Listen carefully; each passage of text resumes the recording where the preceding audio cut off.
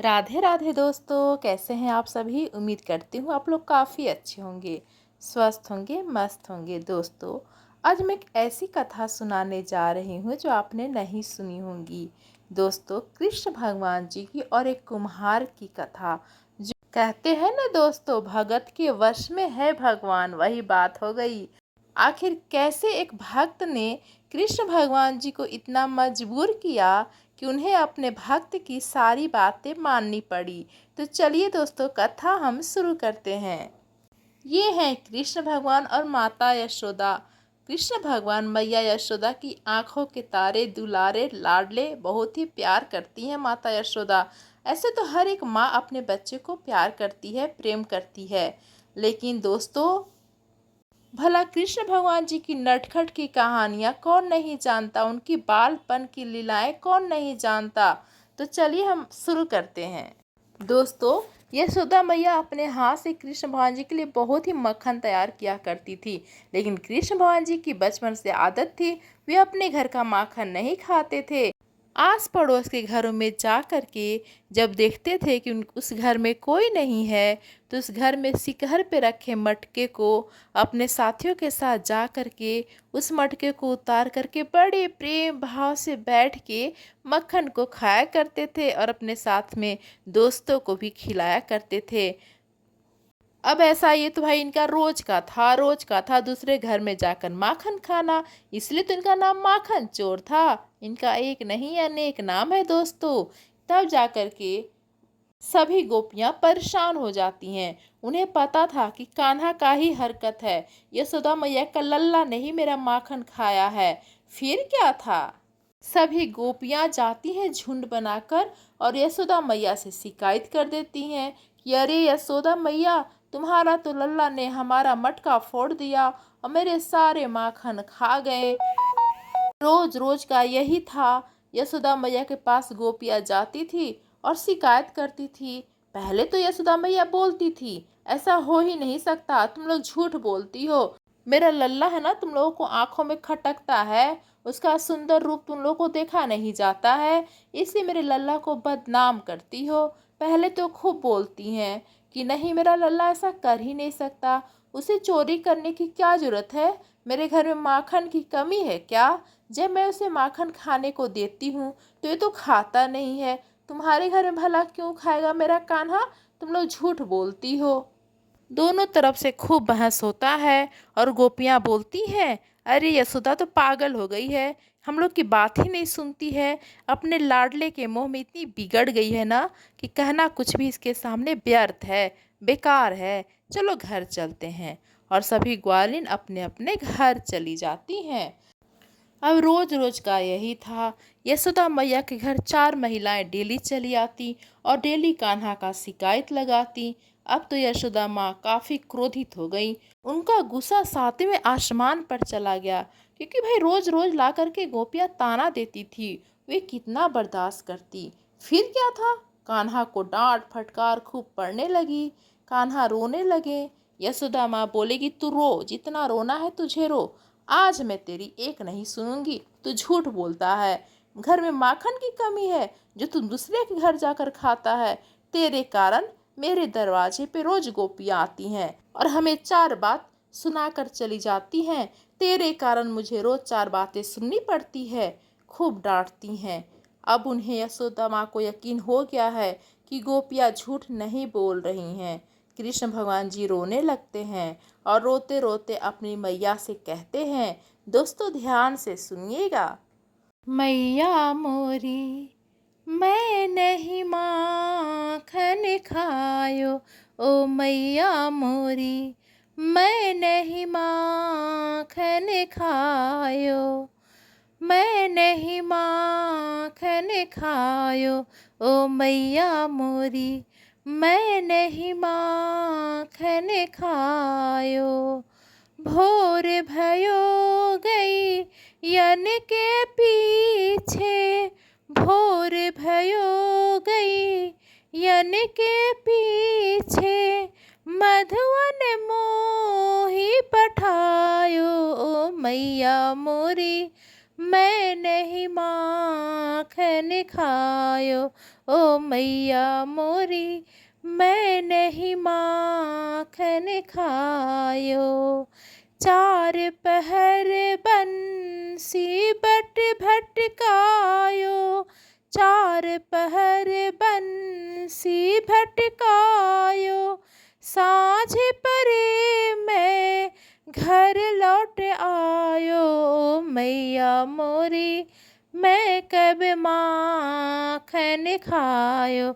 ओ मैया मोरी, मैं कब माखन खायो।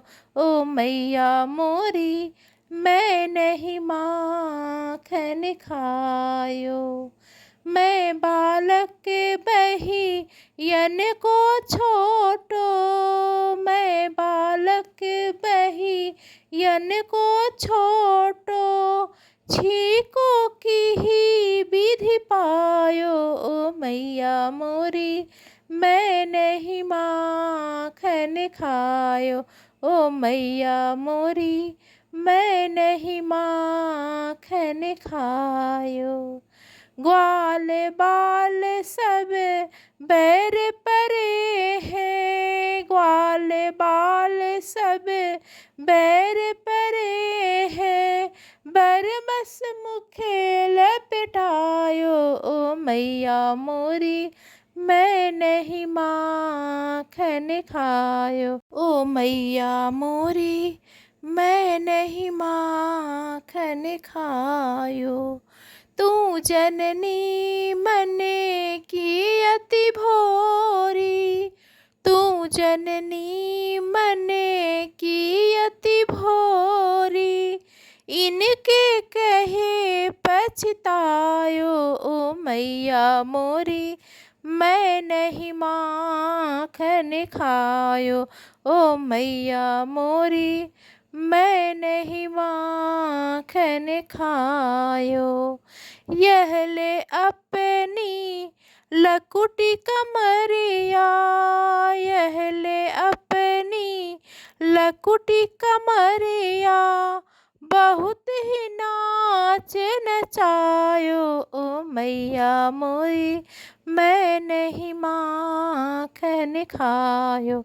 ओ मैया मोरी, मैं नहीं माखन खायो।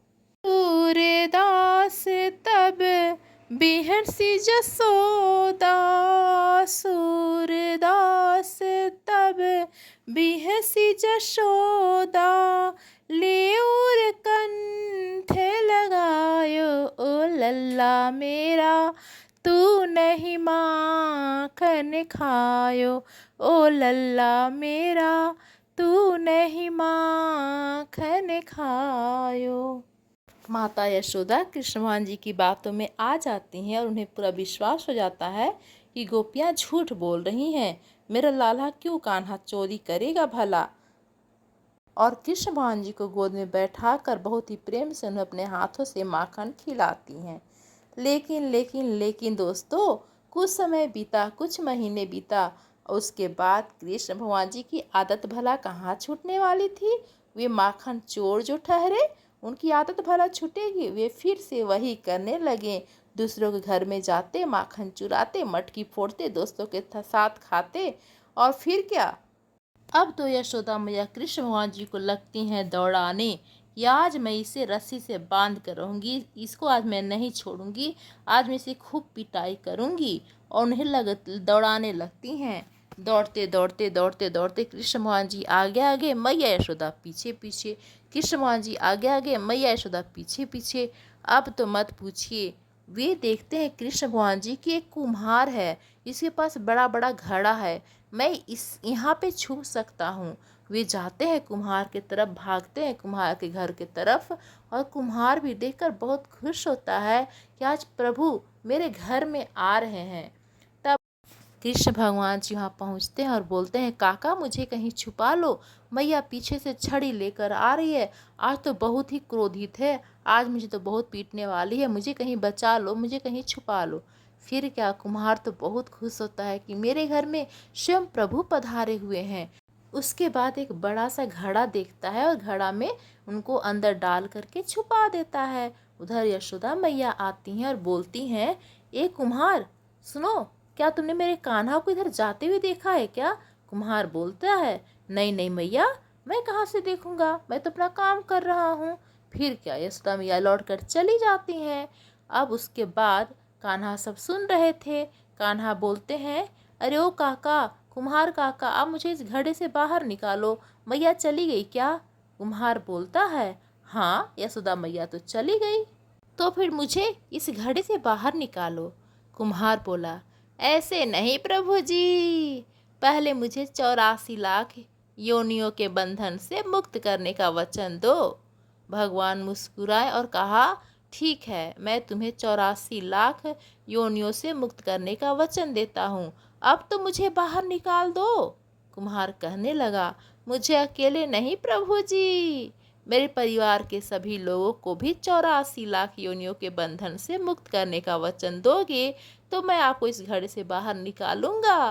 प्रभु जी कहते हैं, चलो ठीक है, उनको भी 84 लाख योनियों के बंधन से मुक्त होने का वचन देता हूँ, अब तो मुझे इस घड़े से बाहर निकाल दो।